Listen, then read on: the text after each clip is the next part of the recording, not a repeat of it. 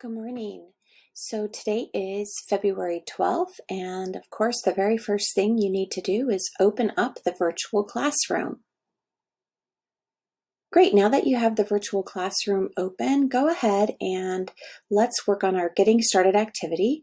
And in order to complete the Getting Started activity, we need to click on our minion. And today our minion is Carl. So let's go ahead and click on Carl. And today our Getting Started activity is focused on identity. So as we get into our Unit 3 and as we prepare to start reading To Kill a Mockingbird, it is important to start focusing on who we are as individuals, and we will also look at each character in the novel, how they identify as individuals as well. So on this Getting Started activity, you'll want to put your first and last name. And then I'd like you to think about the word identity. And in your own words, how would you define identity? Okay, so don't Google it. I'd like you to think about this word on your own and then define it in your own words. And then the next question is I'd like for you to really consider how much do we actually determine our own identity? Okay, so do we not at all determine our own identity? Or do you have total control of who you are, right? A 5. Now, if you're somewhere in between, of course, go ahead and choose one of those. The last question is, how much influence does society have on your identity? And this really does kind of come up here back to this second question, which is how much do we determine our identity? So are there other factors that determine our identity? Does society determine our identity? Does our family determine our identity? Does our culture determine our identity? Right? So when you're answering this question, start thinking about this last option here, which is to explain the influence society has on our identity. So you may say, oh, society has no influence on my identity, but is that true? Okay, so I really want you to think about that.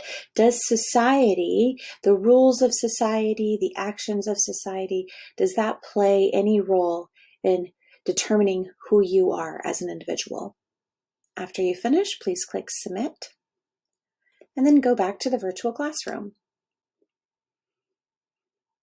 All right, so here we are back on the virtual classroom. Please make sure you mute your microphone and participate positively in the chat. Now, today you will complete a student-paced assignment, and today it will be a pair deck. So if you'll go ahead and go to Welcome, okay, you have to click Welcome today to complete this student-paced assignment. So click Welcome, and this will get you logged into the pair deck slide deck. Of course, you can tell me how you're feeling today if you would like, and then as I go through your responses, I will know that today you felt really happy, or today you were like, it's okay, or today for some reason you're feeling kind of down or kind of sad, or you can skip the option. Today I'm feeling happy, so I'm going to go ahead and choose that option, and we're going to get started on our lesson. Okay, as mentioned before, today is February 12th, and you will move through this slideshow on your own. So there's going to be some arrows at the bottom of your screen, and you can just go ahead and click the right arrow to move to the next slide. So if you have not already completed your Getting Started activity, then you need to make sure you do so now. Again, click on Carl, the minion, and you can go to the Getting Started activity identity Google form. We're going to continue. All right, the learning goal for today. Today, Eagles will explain the knowledge and skills needed to successfully complete the embedded assessment using collaborative discussion and academic language. So today you will need your textbook. So please take a moment and grab your Springboard textbook. If you don't have the Springboard textbook, you can go to the online version by going back to the virtual classroom and clicking on the Springboard textbook on the bookshelf. And of course, that will take you to the online version. So as we get ready to go into this lesson, I do want to remind you that on Tuesday, February 16th, the final draft of your short story is due. So please take into consideration the peer review responses and make sure that you revise to have dialogue. Make sure you have sensory language included. Be sure that you are following the plot structure so you have a clear exposition, a rising action, climax, falling action, and resolution. Your characters should be clearly defined, and the external conflict, right, should be easy to understand, as well as the internal conflict. So be sure that you have that turned in on Tuesday, February 16th. So with that being said, today you're going to take a look at the second embedded assessment that we will work on. And this embedded assessment is for Unit 3. And as I mentioned prior, we are going to be starting the novel To Kill a Mockingbird. So the first thing I'd like for you to do is I'd like for you to take a couple of minutes and I want you to look at this photograph. Okay, look closely at this photograph here. And I want you to think about the context of the photograph.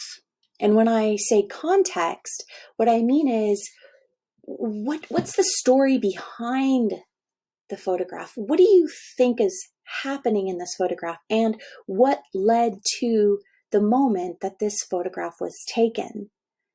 What clues help you make inferences about the setting? So pay attention to, the two characters or the two people that are here in the forefront of the photo.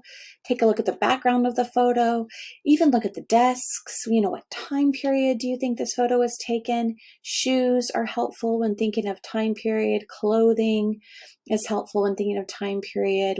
Where are these students and what do you think is happening? I'd like you to answer this question here on the Pear Deck. Now, something different about a Pear Deck from a Nearpod is that a Pear Deck, you don't have to click submit. Basically, once you type your answer, you can go ahead and just go to the next slide. Okay, so now I want you to think a little bit more about context. Okay, and again, this word context, what I mean by that is, what is the background of the story or the background of the novel? What is the history behind when that novel was written, the time period? So how can context contribute to the understanding of a novel? So when you think about a novel and when you begin to read a novel, and ours is To Kill a Mockingbird, how would it help us to understand the historical context, the things that were happening during the time period in which this novel was written? So again, go ahead and put your answer here, type your answer here, and then move on to the next slide. Okay, so if you have your textbook, it would be a great time to go ahead and get your textbook open, and you would want to open to page 219. And if you have a highlighter or a pencil or a pen, this would be a really good time to annotate the assignment.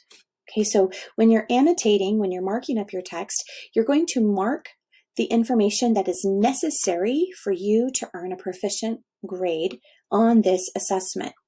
And for this assessment, it is a project. So let's read it. So Unit 3 Embedded Assessment 1, again, this is page 219 in the Springboard textbook.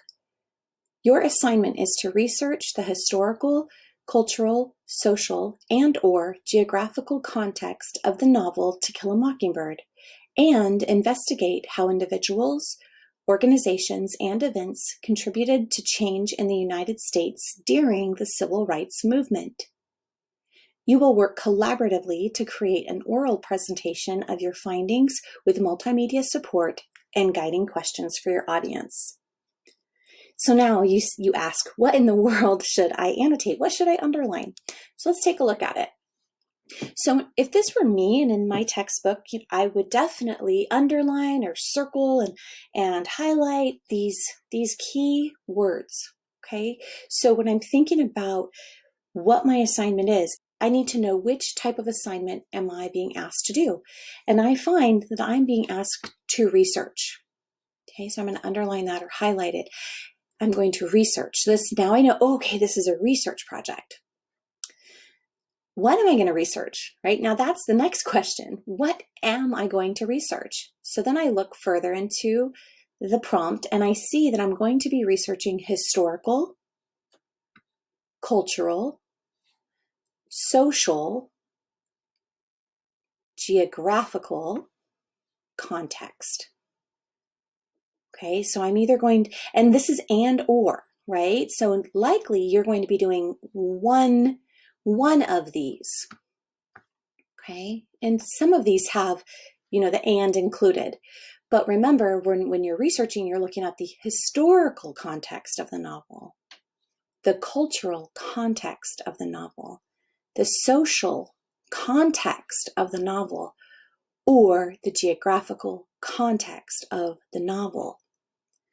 Next, I'm going to have to investigate. Okay, so another verb here, I'm going to have to investigate how specific people, individuals, how organizations and events actually changed the United States. I'm specifically looking at the civil rights movement also during this time. I will be working, look at this word, in a group, and I will create an oral presentation with multimedia. Okay, so I'm going to have a slide deck. I'll have to include a video. I'll have to include images. Okay, so so that's many forms of, right? Media, multimedia. So again, we have our slide deck. You've got the videos, you have images, you can graphs, right? Multimedia support. And you're going to have to prepare questions that you will want your audience to be able to answer by the end of your presentation. Okay, so now what I want you to do is go ahead and reread this prompt. And then in your own words, summarize what you will need to know and what you need to do in order to complete this assessment successfully. Again, what do you need to know and what do you need to do to create this project and present it successfully? After you answer, go ahead and click on the arrow to the right to go to the next slide. Now you'll want to go ahead and turn over to page 220 in your textbook, and we're going to look at the rubric. And we remember that a rubric is helpful because it tells us exactly what we need to do or what we need to include in our project in order to earn a specific grade. Remember, exemplary is about an A, proficient is about a B, emerging is about a C, and incomplete can be anywhere between a D to an F. And now these can also range depending on maybe you have a little bit in proficient, but then you have some in exemplary. So then maybe that's like a B plus, right? So this can really range. So let's take a look at what you need in order to score a proficient. If you have a highlighter, you will want to put a box around proficient because that is the column we're going to focus on for this activity. What I'd like for you to do is look in that first row, the ideas row, okay, ideas. And I would like you to tell me what you need in order to score a proficient in the ideas section, okay? So look through these bullet points and just paraphrase what you need in order to earn a proficient for the ideas section. And go ahead and type that here. Once you type it, go ahead and click the right arrow. Now I want you to look at the structure row and pay attention to these bullet points. What do you need to do in order to earn a proficient for the structure section or the structure row of the rubric? So read through this and then paraphrase here. And last, use of language. What do you need to do in order to score a proficient in the use of language row? So read through these bullet points, answer that here, and then the right arrow. And that does it in regard to what you need in order to earn at least a B on this assignment. I know you can earn an A even. Make sure that you have all the necessary elements. And the next thing I'd like for you to do is I want you to click on this phrase, topics and guidelines. Click here to view. So you're going to click that open. This is going to take you to the embedded assessment prompt, the requirements for the presentation, and please notice that there are very, very specific requirements for your presentation, your slideshow or your slide deck. The items that are highlighted in yellow, those would be a part of a group score. The items that are highlighted in this teal color will be an individual score. Okay, so make sure that you have these elements or these requirements included in your slideshow. Okay, and then you just want to take a look at the different topics that are available. So we have quite a few different topics available. Keep on going. You can see all the different topics. And what I've done for you is I have these links that you can go to. This is just a place to start. You can click on these links for the different topics, and you can get ideas about what this topic is about and what it means when you are starting to research this topic.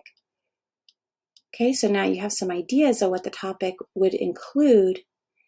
So after you've reviewed the topics, you've looked at a few of these websites, I want you to go ahead and go back to the slideshow, and you can just click on any of these pictures, okay, any picture that you would like, and it's going to take you to the topic choice. So you're going to choose, first of all, the topic that interests you most, okay? And then the topic that interests you second most. And then why do these topics interest you? So explain that to me. Once you have completed the historical research topic choice Google form, then you are finished for the day.